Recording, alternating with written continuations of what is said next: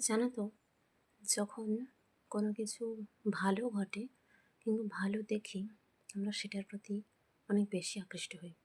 চলো একটা ছোট্ট ঘটনা দিয়ে বলি। ধরো, রং বেরঙের বিভিন্ন প্রজাপতি গাছের ডালে দেখলাম, বা আকাশে উড়ে যেতে দেখছি, কিংবা কোনো ঘাসের আগায় বসে আছে। আমরা কিন্তু সেটা মুগ্ধ হয়ে দেখি, তাই না? যে কত সুন্দর রঙিন প্রজাপতি, কত সুন্দর তার জীবন। কিন্তু তার জীবনের একটু পেছনের দিকগুলো যদি ভেবে দেখি, তাহলে আমরা বুঝতে পারবো যে সে একটা সময় কিন্তু শুঁয়োপোকার যে অবস্থাটা, সেটা কাটিয়ে এসছে। আর সেটা কিন্তু অতটাও ভালো নয়। কেন বলো তো? আমরা কেউ যখন কোথাও শুঁয়োপোকা দেখি বা শুঁয়োপোকার বাসা দেখি, এটা গাছের ডালে হতে পারে, পাতায় হতে পারে, বাড়ির কোনো আনাচে কানাচে হতে পারে, আমরা কিন্তু চেষ্টা করি তাকে মেরে দেওয়ার বা সেখান থেকে তার বাসাটা নষ্ট করে দেওয়ার, ফেলে দেওয়ার।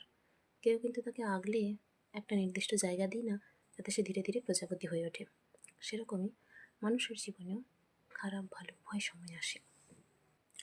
তো ওই খারাপ সময়ে মাত্র গুটি কয়েকজন মানুষ আমাদের পাশে থাকে, কিন্তু ভালো সময় আমরা অনেক মানুষজনকে পাশে পেয়ে যাই।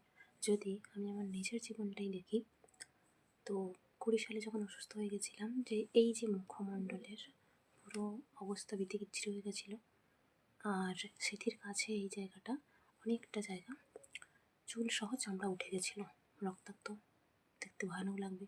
21 সালে যখন আমার পক্স হলো, তখনও পুরো মুখটার পাশাপাশি গায়ে হাতে চারিদিকে, এমনকি মুখের ভেতরটায় যে পক্সের যে গুটি সেটা বেরিয়েছিল।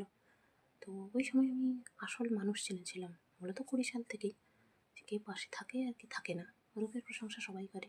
যখন ইউটিউব বা ইনস্টাগ্রামের কমেন্টগুলো দেখি, কিংবা মেসেঞ্জার বা ইনস্টাগ্রামের পার্সোনাল যে এসএমএসগুলো দেখি, প্রশংসার বন্যা বয়ে যায়। অর্থাৎ মানুষ তোমার ভালো সময়, তোমার ভালোটা দেখে সবাই থাকতে চাইবে, সবাই তোমাকে ভালোবাসি বলবে, পছন্দ করে বলবে। খারাপ সময় কেউ বলবে না, বুঝলে? টাটা।